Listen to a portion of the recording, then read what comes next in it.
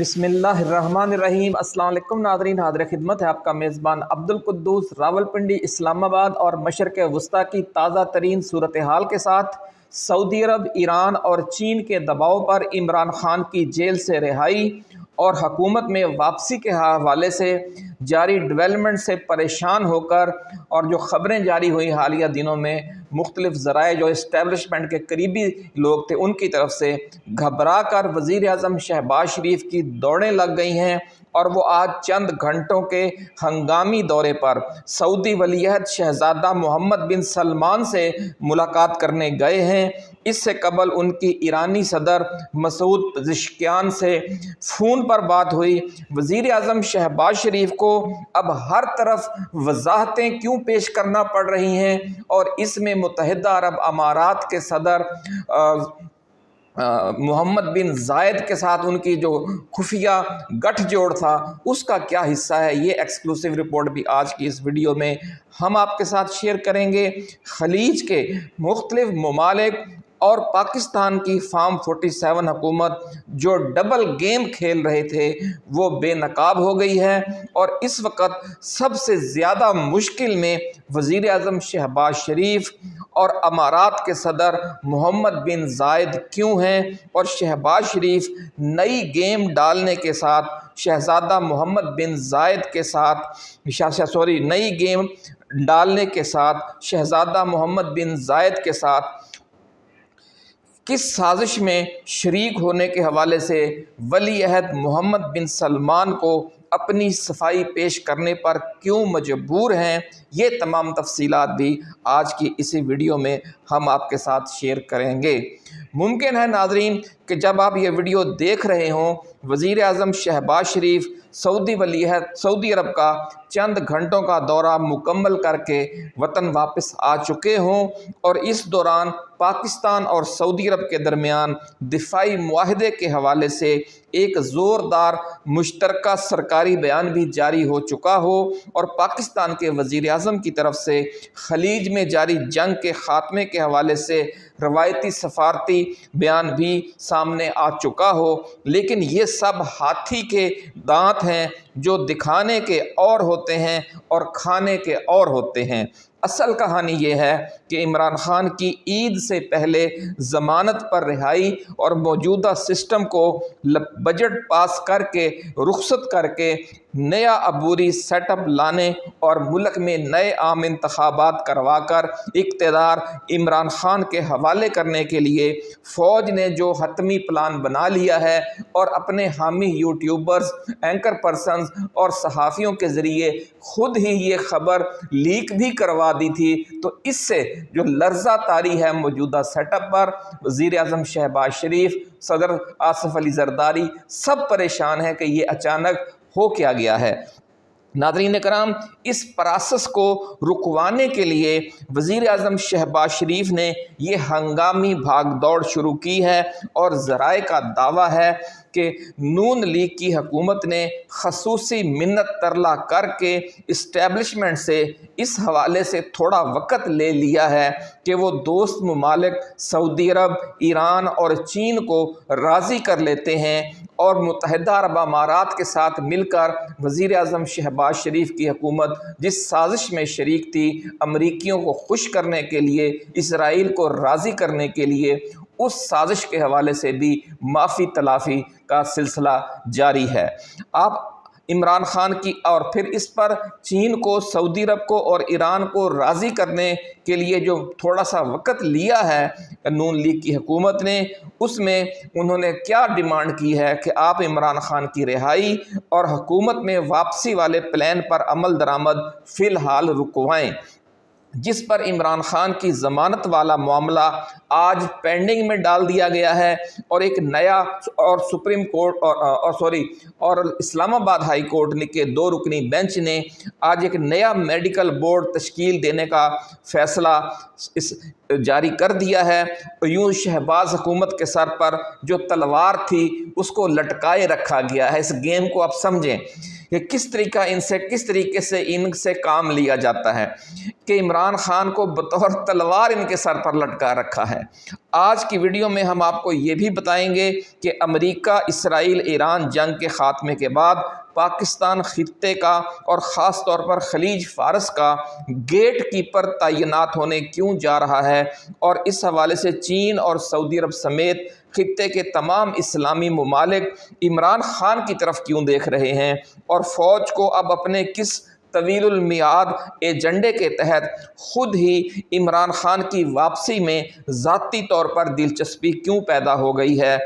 और इस नए रीजनल ब्लॉक के मुल्की सियासत और आलमी मुआशी सूरत हाल पर क्या हैरान कुन असरात मुरतब होने जा रहे हैं। और इसके साथ साथ हम आपको ये भी बताएंगे कि भारत ने, वज़ीर आज़म मोदी ने जो इसराइल के साथ मिलकर गेम की थी, अब जबकि शिकस्त साफ नज़र आ रही है अमेरिका और इसराइल को, और ख़ित्ते में ईरान, चीन और रूस बड़ी ताकत बनकर उभरने जा रहे हैं, और इनके साथ जब पाकिस्तान भी शामिल हो जाएगा तो बोरिया बिस्तर भारत का खलीज से बिल्कुल ही लपेट दिया जाएगा, और यूं इसराइल की मदद करके, इसराइल की हिमायत करके भारत ने जो जुआ खेला था वो अब उल्टा उसके गले पड़ गया है, और वहाँ से जो भारतीय वर्कर्स हैं वो लाखों की तादाद में वापस जाएंगे, और ईरान के साथ और जो मुत्तहिदा अरब अमारात के साथ जो उसके दो तरफा ताल्लुकात थे वो भी अब ख़तरे में पड़ जाएंगे, ये कहना है ज़राए का। नाज़रीन कराम, वीडियो की तफसील में जाने से पहले हम अपने नए आने वाले दोस्तों को याद दिलाना चाहते हैं कि ये चैनल आपका अपना है। जिन दोस्तों ने अभी तक इसे सब्सक्राइब नहीं किया वो इसे सब्सक्राइब करके घंटी का निशान ज़रूर दबा दें, ताकि हमारी नई आने वाली ऐसी ही एक्सक्लूसिव और रिसर्च बेस्ड वीडियोस आपको बर वक्त मिलती रहें और कोई अहम वीडियो आपकी नज़रों में आने से रह ना जाए। नाज़रीन, अगर आपको ये वीडियो पसंद आए या हमारी टाइमलाइन पर मौजूद कोई और वीडियो अच्छी लगे तो उसे अपने दोस्तों के साथ शेयर ज़रूर कीजिएगा, उस पर कमेंट्स कीजिएगा, उसे लाइक कीजिएगा, ताकि ये जो इन्होंने बनाई हुई है फायरवॉल उसके असरात से हमें आप निकालने में मदद दे सकें। और क्योंकि चिराग से चिराग जला कर ही हम इस जो मेन स्ट्रीम मीडिया है और ये जो फार्म 47 हुकूमत है इसके फैलाए हुए मायूसी, नाउमीदी और खौफ के अंधेरों को दूर कर सकते हैं। नाज़रीन कराम, असली और बड़ी खबर ये है कि अमेरिका और इसराइल ईरान के ख़िलाफ़ जंग का पहला मरहला हार चुके हैं और दूसरे मरहले में भी उन्हें शिकस्त साफ नज़र आ रही है। इसलिए दोनों ममालिक अपने आखिरी ऑप्शन, जिसे हम तीसरा मरहला भी कह सकते हैं और उसे हम न्यूक्लियर ऑप्शन भी कह सकते हैं, वो दूसरा मरहला छोड़कर अब यकदम तीसरे मरहले की तरफ जाना चाह रहे हैं, क्योंकि अमेरिका की आलमी सुपरमेसी दाव पर लगी हुई है और मामलात इस वक्त सदर डोनाल्ड ट्रंप और जो इसराइली वज़ीर आज़म हैं बिन्यामीन नेतन्याहू, इन जैसे पागलों के हाथों में हैं। इसलिए इस बात का शदीद ख़तरा है कि पहले मरहले में अमेरिका ईरान पर नॉन न्यूक्लियर एटम बमों की यलगार कर सकता है, जिनको मदर ऑफ ऑल बम्स भी कहा जाता है, और इसराइल ईरान के दो छोटे शहरों पर टैक्टिकल न्यूक्लियर वॉरहेड्स यानी छोटे एटम बम गिराकर ईरान का रद्द अमल चेक करने का इंतहाई ख़तरनाक फ़ैसला कर सकता है। लेकिन इस इंतहाई फ़ैसले पर अमल दरामद का जो हतमी डिसीजन, जो फाइनल डिसीजन है, वो अमेरिका करते वक्त अमेरिका और इसराइल को ये डर है कि ईरान के पास चूँकि 9 से 11 डर्टी बम बनाने की सलाहियत है, जो ज़रा कम दर्जे का एटम बम ही होता है, क्योंकि इसमें अफजूदा यूरेनियम 90 की बजाय 60% एनरिच होती है, लेकिन ये भी एटम बम जैसे ही तबाही और ताबकारी फैला देता है, लेकिन थोड़े कम दर्जे की। ईरान अपने मिसाइलों के ज़रिए ये बम इस्तेमाल करके इसराइल को नाकाबिले रिहाइश खित्ता बना सकता है, क्योंकि इसराइल एक बिल्कुल छोटा सा मुल्क है और वो चंद डर्टी बम भी बर्दाश्त नहीं कर सकेगा। इसलिए कहा जा रहा है कि ये पूरे का पूरा इसराइल चंद डर्टी बमों की मार है। इसलिए अमेरिका व इसराइल के पास آپشن انتہائی محدود ہیں اور ان کا یہ جنگ ہارنا دیوار پر لکھا ہوا ہے۔ امریکہ یہ جنگ ہارتا ہے ناظرین تو خلیج میں اپنے تباہ ہو جانے والے اڈوں کی از سر نو تعمیر جو ہے وہ نئے اور بدلے ہوئے حالات میں ممکن نہیں ہوگی، کیونکہ نئے حالات میں ایران، روس اور چین بھی خلیج کے اہم اسٹیک ہولڈرز بن جائیں گے، اور خلیجی ممالک کے اکثریتی عوام جو کویت سے عمان تک پوری خلیج فارس کے ساحل کے ساتھ ساتھ 12.5 کروڑ کی شیعہ آبادی ہے، وہ بھی سیاسی یا عسکری طور پر متحرک ہو جائیں گے، اور یہ جو شیخ محمد بن زائد سمیت جو قطر، بحرین، متحدہ عرب امارات کی 7 ریاستیں، عمان، کویت، ان سب کی جو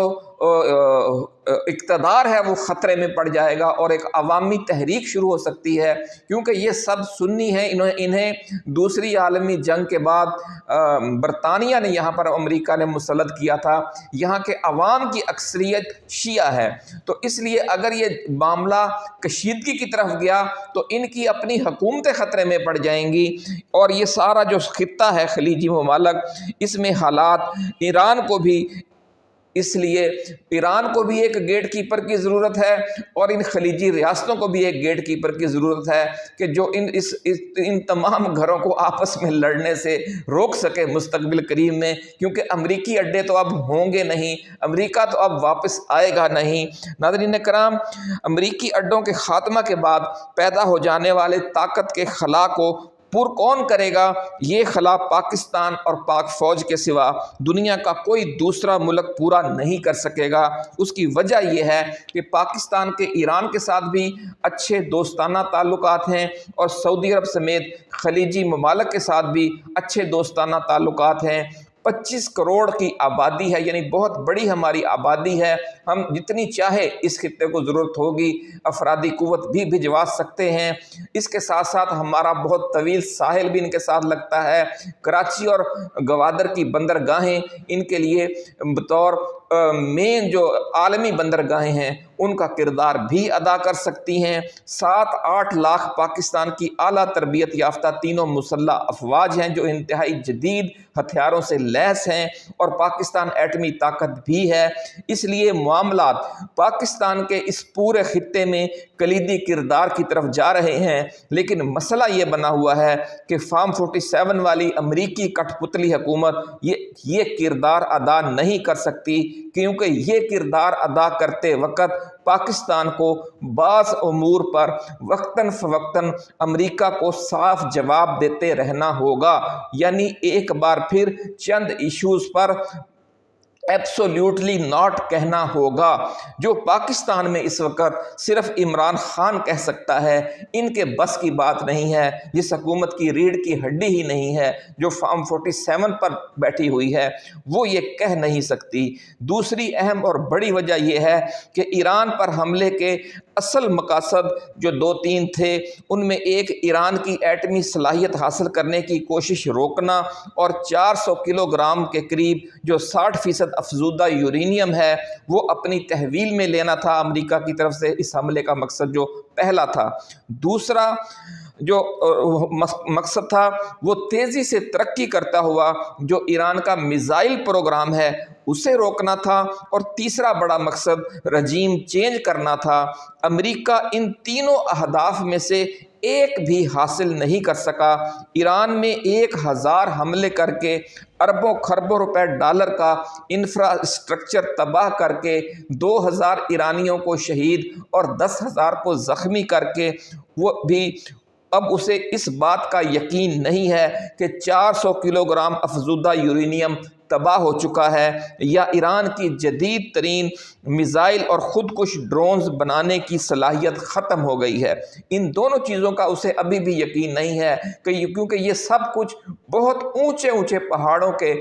بہت نیچے بہت اندر کر کے بنائی گئی فیکٹریوں اور اسٹوریج میں محفوظ ہے، جن پر اگر آپ ایٹم بم بھی کرا دیں تو کوئی فرق نہیں پڑے گا، ایسا کہنا ہے ماہرین کا۔ ناظرین کرام،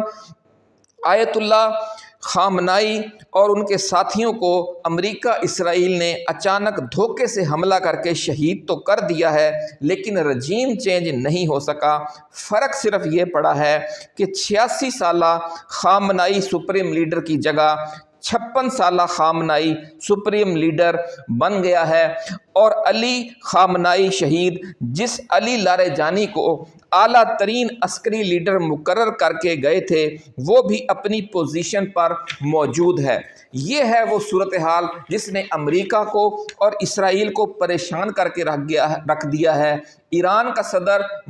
مسعود پزشکیان اور وزیر خارجہ عباس عراقچی بھی اپنی پوزیشن پر موجود ہیں، اور ایران نے جنگ بندی کے لیے اب جو شرائط پیش کی ہیں وہ جنگ سے پہلے والی شرائط سے بہت زیادہ سخت ہیں۔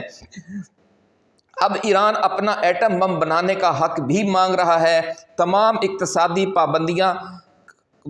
پابندیوں کے خاتمے کا بھی مطالبہ کر رہا ہے، اور خطے سے تمام امریکی اڈوں کے خاتمے کا مطالبہ بھی کر رہا ہے۔ اس سے آپ اندازہ لگا سکتے ہیں کہ جو جنگ ہے وہ کس طرف جا رہی ہے۔ ایران کے چارٹر آف ڈیمانڈ میں یہ تبدیلی اس لیے آئی ہے کہ امریکہ جنگ کا پہلا راؤنڈ کلیئر کٹ ہار چکا ہے۔ ناظرین کرام، ایران نے عراق کی بندرگاہ بصرہ پر جس امریکی آئل ٹینکر کو نشانہ بنایا ہے، اور اسرائیل و متحدہ عرب امارات کے مشترکہ فالس فلیگ آپریشنز کے دوران عمان کے آئل ڈپو سمیت خلیج میں جو دیگر آئل تنصیبات تباہ ہوئی ہیں، ان کی وجہ سے عالمی تیل مارکیٹ میں قیمتیں راکٹ کی اسپیڈ سے اوپر گئی ہیں، اور خام تیل کا ریٹ جو ہے وہ $100 فی بیرل ہو گیا ہے، جو جنگ شروع ہونے سے پہلے $80 فی بیرل سے بھی کم تھا۔ ان حالات میں پاکستان کے وزیر خزانہ اورنگزیب نے پاکستان میں ڈیزل پیٹرول مزید مہنگا ہونے کی وارننگ جاری کر دی ہے، اور ماہرین کا کہنا ہے کہ ایک ہفتے کے اندر ڈیزل پیٹرول $400 فی لیٹر اور ایک ماہ کے اندر 600 سے $800 فی لیٹر کی حیران کن اور ناقابل برداشت قیمتوں تک جا سکتا ہے۔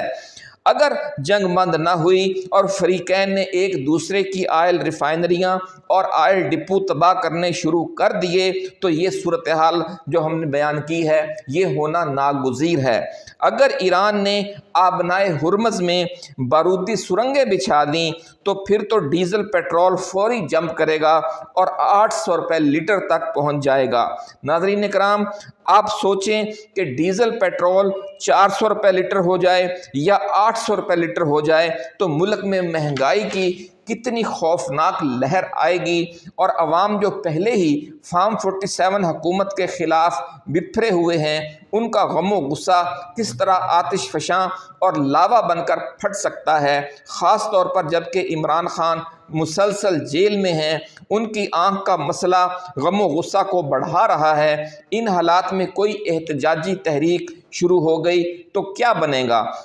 دوسری طرف خطے میں ایک انتہائی جو کلیدی کردار ہے پاکستان کا انتظار کر رہا ہے۔ اس تمام صورتحال کے باعث ذرائع کا یہ کہنا ہے کہ پاکستان میں عوام کی اکثریت کی حمایت یافتہ حکومت ہی نہ صرف ملک کو اس مشکل دور سے پرامن انداز میں آگے لے جا سکتی ہے بلکہ ریجنل لیول پر قائدانہ کردار ادا کرنے اور ملکی معیشت کو مستحکم کرنے کے جو مواقع پیدا ہوئے ہیں ان سے فائدہ اٹھانے کے لیے بھی اسلام آباد میں ایک ایسی حکومت ناگزیر ہے کہ جو نہ صرف 25 کروڑ عوام کی اکثریت کا اعتماد رکھتی ہو بلکہ خطے کے تمام چھوٹے بڑے اسٹیک ہولڈرز خاص طور پر روس، چین، ایران اور سعودی عرب کا اعتماد بھی رکھتی ہو۔ اس وقت پاکستان میں واحد ایسی شخصیت عمران خان ہیں۔ ذرائع کا دعویٰ ہے کہ فیلڈ مارشل عاصم منیر کی قیادت میں پاکستان کی مسلح افواج نے طویل غور و خوض کے بعد عمران خان آپشن کی طرف واپسی کا ذہن بنا لیا ہے اور اس حوالے سے مرحلہ وار آگے بڑھا جائے گا، اور پہلے مرحلے میں کپتان کو اور ان کی اسیر ٹیم کو جیلوں سے باہر لایا جائے گا اور پھر 6 ماہ یا 1 برس کے لیے ایک قومی حکومت تشکیل دے کر ملک میں عام انتخابات کے لیے راہ ہموار کی جائے گی، اور پھر عمران خان کو اقتدار میں لا کر پاکستان کو افغانستان، ایران، ترکی کے ساتھ ساتھ سعودی عرب اور خلیجی ممالک کے درمیان اعتماد قائم کرنے والے پل کا کردار دیا جائے گا انشاءاللہ تعالی۔ ناظرین، اس موقع پر ہمیں لاہور کی بزرگ روحانی شخصیت حضرت بابا جی داتا دربار والوں کی یہ پیش گوئی پوری ہوتی نظر آ رہی ہے کہ دنیا میں اچانک ایسے حالات پیدا ہو جائیں گے اور پاکستان پر بیرونی دباؤ اچانک اتنا بڑھ جائے گا کہ ہمیں عمران خان کو، جو ہماری اسٹیبلشمنٹ ہے اس کو، عمران خان کو 10 سال کے لیے اقتدار میں لا کر اہم ملکی و عالمی کردار ادا کرنے کی ذمہ داری دی جائے گی۔ اس طرف اب لگ یہی رہا ہے کہ جو بابا جی کی پیش گوئی تھی بات اسی طرف چل پڑی ہے، اور دوسری طرف جو انڈیا ہے اس نے جو جوا کھیلا اسرائیل کی مدد کر کے اور اس موقع پر ایران کی مخالفت کر کے، وہ ایران جس نے انہیں شاہ بہار کی بندرگاہ دی، جہاں بیٹھ کر کلبھوشن یادو نے بلوچستان میں ایک خوفناک قسم کا دہشت گردی کا جال پھیلایا، اتنی سہولتیں، ایسی دوستی ایران کے ساتھ قائم کر کے اب اسی ایران کی پیٹھ میں خنجر گھونپا کہ اتنے نازک ترین حالات میں اسرائیل کے ساتھ جا کر کھڑا ہو گیا انڈیا۔ اور اب جب یہ جنگ ختم ہوگی تو انڈیا کی حالت دھوبی والے کتے کی طرف ہوگی کہ نہ اب عرب اسے منہ لگائیں گے اور نہ ایران منہ لگائے گا، جسے کہتے ہیں کہ دھوبی کا کتا نہ گھر کا نہ گھاٹ کا۔ اپنا خیال رکھیے گا۔ اللہ حافظ۔ پاکستان زندہ باد۔